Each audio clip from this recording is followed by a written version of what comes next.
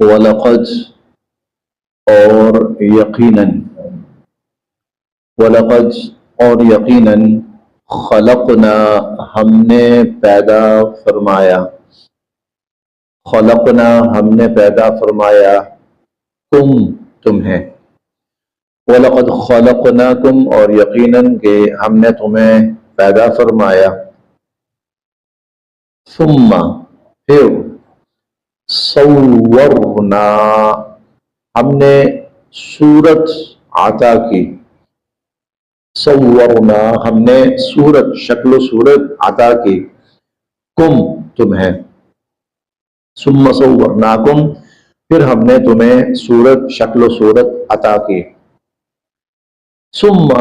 پھر قلنا ہم نے کہا للملائکہ فرشتوں سے، پھر ہم نے فرشتوں سے کہا اسجدو کہ تم سجدہ کرو لآدم آدم علیہ السلام کو، پس سجدو تو ان سب نے سجدہ کیا، الا سوائے ابلیس ابلیس کے، الا ابلیس سوائے ابلیس کے سب فرشتوں نے سجدہ کیا، لم نہیں یکن تھا وہ من الساجدین سجدہ کرنے والوں میں سے، لم یکن من الساجدین وہ سجدہ کرنے والوں میں شامل نہیں تھا۔ یہاں سے اللہ رب العزت ایک واقعہ بیان فرما رہے ہیں، اور یہ واقعہ ابتدائی واقعہ بھی ہے انسانیت کا، اور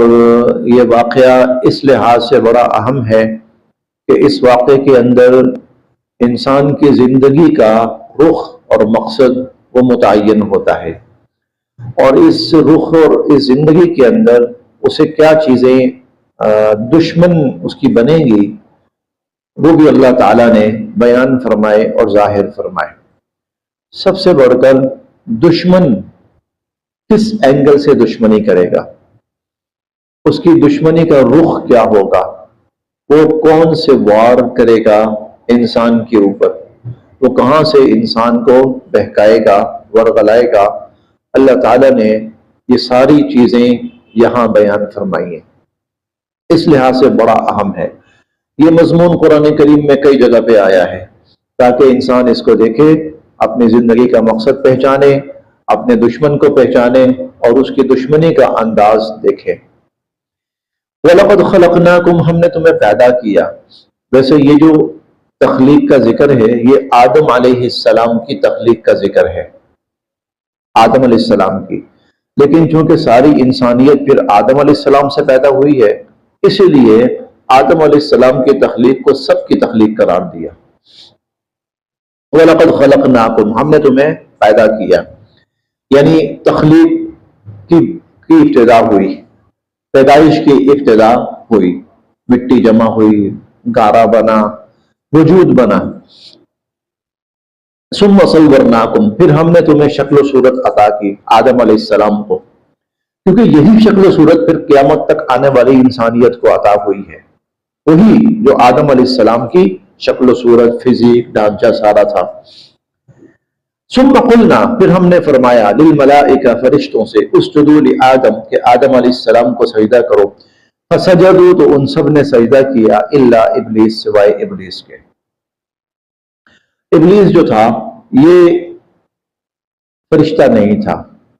یہ جن تھا، لیکن اپنی بے پناہ عبادت کی بنیاد پر اور اللہ رب العزت کی اطاعت کی بنیاد پر یہ اللہ کا مقرب بن چکا تھا، اور اتنا مقرب کہ اس کو سید الملائکہ کا عہدہ حاصل تھا، یہ تمام فرشتوں کا سردار اور ان کا ہیڈ تھا۔ تو فسجدوا سب نے سجدہ کیا الا ابلیس سوائے اس نے سجدہ نہیں کیا، لم یکن من الساجدین وہ سجدہ کرنے والوں میں شامل نہیں تھا۔ قال اللہ تعالیٰ نے فرمایا ما منعک ما کیا، منع مانع بنا کا تیرے لیے، ما منع کا کیا مانع بنا، کس چیز نے تجھے روکا، اللہ کہ نہ تسجدہ تو نے سجدہ کیا، تو نے کس چیز نے تجھے روکا تھا کہ تو نے سجدہ نہیں کیا، اذ جب کہ امرتو میں نے حکم دیا تھا کا تجھے، جبکہ میں نے تجھے حکم دیا تو پھر کیا چیز رکاوٹ بنی جو تو نے سجدہ نہیں کیا۔ قال کہنے لگا انا میں خیر بہتر ہوں منہ اس انسان سے، میں اس انسان سے افضل ہوں۔ خلقتا پیدا کیا آپ نے، خلقتا آپ نے پیدا کیا، نی مجھے، خلقتنی آپ نے مجھے پیدا کیا، من نار آگ سے، فرشتے آگ سے پیدا نہیں ہوئے، فرشتے نار سے پیدا نہیں ہوئے، فرشتے نور سے پیدا ہوئے۔ یہ جن ہے، جن کو آتشی مخلوق کہا جاتا ہے نا، آتشی مخلوق، آتشی مخلوق کا مطلب کیا ہے، آتش آگ، آگ سے پیدا ہوئی مخلوق، تو یہ خلقتنی من نار، آپ نے مجھے آگ سے پیدا کیا، وخلقتا اور آپ نے پیدا کیا وہ اس کو یعنی آدم علیہ السلام کو، من طین مٹی سے، آپ نے مجھے آگ سے پیدا کیا اور اس کو آپ نے مٹی سے پیدا کیا۔ یہ خلاصہ ہے اس کے جواب کا جو اللہ رب العزت نے یہاں بیان فرمایا۔ اس کا مطلب کیا ہے؟ دیکھیں میں آگ سے پیدا ہوا ہوں، وہ مٹی سے، آگ کے اندر بلندی ہے، رفعت ہے، عروج ہے، لہذا آگ افضل ہوئی۔ زمین کے اندر کیا ہے؟ پستی ہے، ذلت ہے، گرنا ہے، سو زمین کی مٹی کیا ہوئی؟ مٹی کے اندر سو مٹی کیا ہے؟ کمتر ہوئی۔ جب میں افضل ہوا اور آدم جو ہے وہ کمتر ہوا تو اصول پھر یہ ہونا چاہیے، اصولی بات اور انصاف کی بات یہ بنتی ہے کہ وہ مجھے سجدہ کریں۔ اتنی عجیب بات کر رہے ہیں، یا اللہ افضل میں ہوں، بہتر میں ہوں، برتر میں ہوں، وہ تو کمتر ہے، وہ تو کمتر ہے، آپ اس کو کہیں وہ مجھے سجدہ کرے، نہ یہ کہ آپ مجھے کہہ رہے ہیں کہ میں اس کو سجدہ کروں۔ اچھا قال اللہ تعالیٰ نے فرمایا فاہبط اتر جا، منہا یہاں سے، نکل جا یہاں سے، جنت سے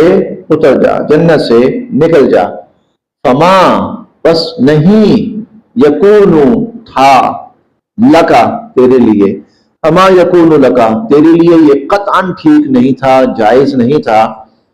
ان کے تتکبر تو تکبر کرتا، فیہا اس جنت میں، تجھے کوئی حق نہیں پہنچتا تھا، تیرے لیے قطعاً جائز نہیں تھا کہ تو یہاں تکبر کرتا، فخرج نکل جا، انکا تو من الصاغرین اب ذلیل و رسوا ہو کر رہے گا، فخرج انکا من الصاغرین نکل جا یہاں سے، تو ذلیل و رسوا ہو کر رہے گا۔ اب یہاں پر زیادہ تفصیل بیان نہیں ہوئی، اختصار کے ساتھ اللہ تعالیٰ اس واقعے کو بیان کر رہے ہیں، لیکن اسے کیوں اس نے ایسا کیا؟ ایک سوال بنتا ہے ذہن کے اندر، شیطان نے ایسا کیوں کیا؟ بھائی کر لے سجدہ، اللہ تعالیٰ جو حکم دیتے ہیں تو مانتا آیا ہے، یہ کام کر تو نے کیا، وہ کام کر تو نے کیا، آج اللہ تعالیٰ تجھے یہ کام کہہ رہے ہیں، صرف تجھے نہیں کہہ رہے، سب کو کہہ رہے ہیں، سب کر رہے ہیں، تجھے کیا مسئلہ ہے؟ تجھے کیا مسئلہ ہے؟ تیرے اندر کیا ایسی چیز ہے؟ اصل بات یہ تھی،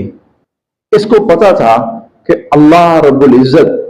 کوئی بہت بڑا فیصلہ فرمانے والے ہیں، اللہ تعالیٰ بہت بڑی عزت، بہت بڑا منصب، بہت بڑا عہدہ دینے والے ہیں، اور اتنا بڑا منصب اور عہدہ اس سے پہلے کسی کو نہیں ملا ہوگا۔ اب یہ قریب ہوتا گیا، اور قریب اور قریب اور قریب، کل جب اللہ تعالیٰ یہ عہدہ دینے لگے، یہ منصب دینے لگے، میرے سوا کوئی ہو ہی نہ، میرے سوا کوئی نہ ہو، یہ مجھے ملے، تو اللہ کے بعد سب سے زیادہ با اختیار میں ہوں گا، سب سے زیادہ قوت والا، وسائل والا، طاقت والا، اختیار والا پھر میں ہوں گا۔ اور ظاہر ہے کہ یہ سینکڑوں نہیں بلکہ شاید ہزاروں سالوں سے زندہ تھا، ہزاروں سالوں سے یہ زندہ تھا، تو میں تو مروں گا ہی نہیں کبھی، نہ کبھی موت آئے گی، ٹھیک ہے، اور عزت اور اقتدار اور اختیار اور قوت اور طاقت،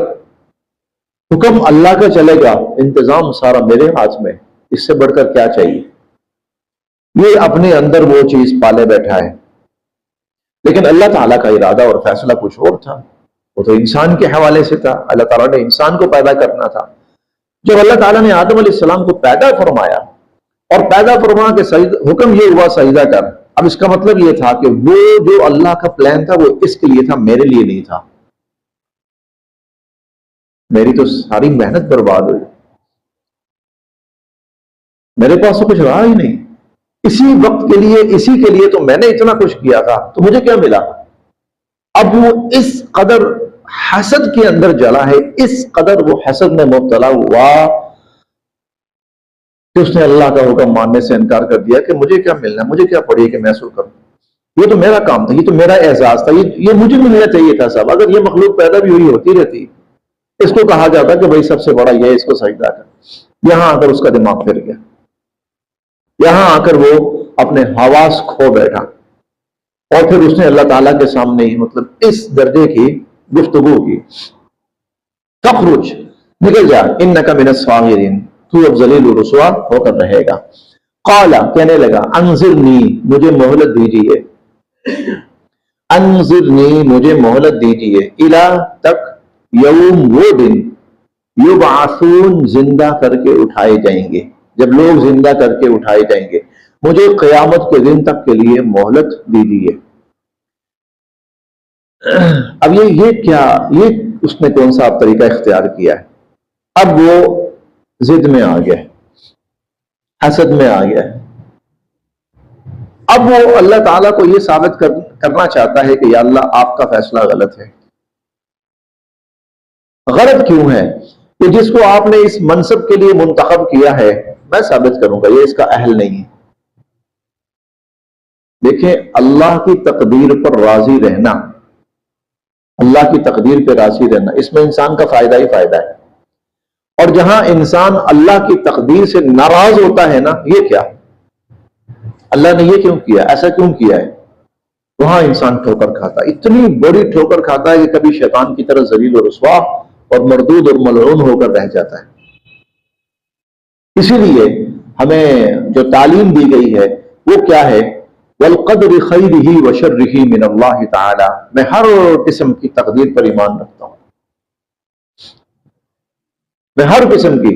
وہ چاہے میرے فائدے میں ہو بظاہر دیکھنے میں، اور چاہے بظاہر دیکھنے میں میرے لیے نقصان ہو، میں اس سب پر ایمان رکھتا ہوں، اللہ کی طرف سے اللہ کا فیصلہ ہے، اللہ جو کرے گا ٹھیک کرے گا، تقدیر پر ایمان وہ اتنا اہم ہے۔ یہ شخص جو ہے، شخص نہیں، یہ جو مخلوق ہے شیطان،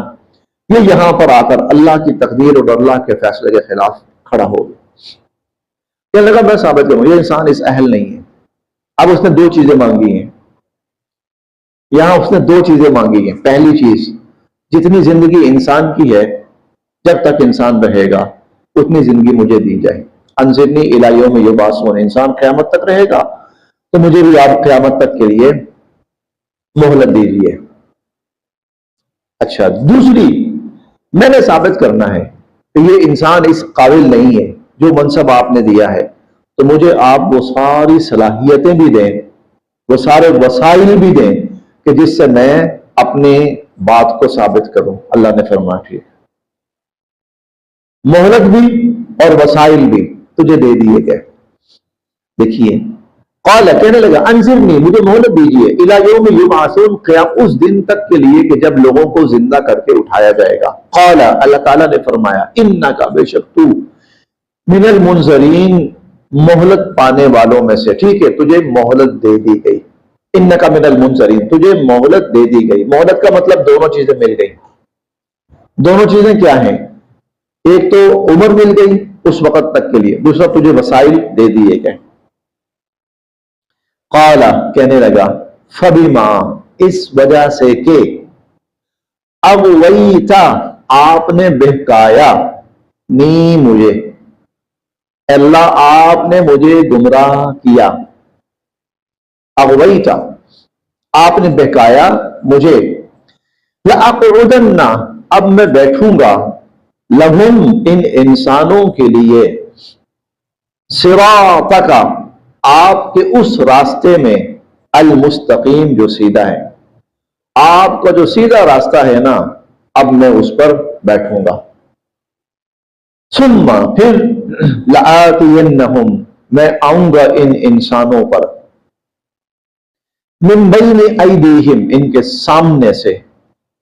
ومن خلفہم اور ان کے پیچھے سے، وعن ایمانہم اور ان کے ایمان یمین کی جمع ہے، یمین دایاں ہاتھ، اور ان کے دائیں طرف سے،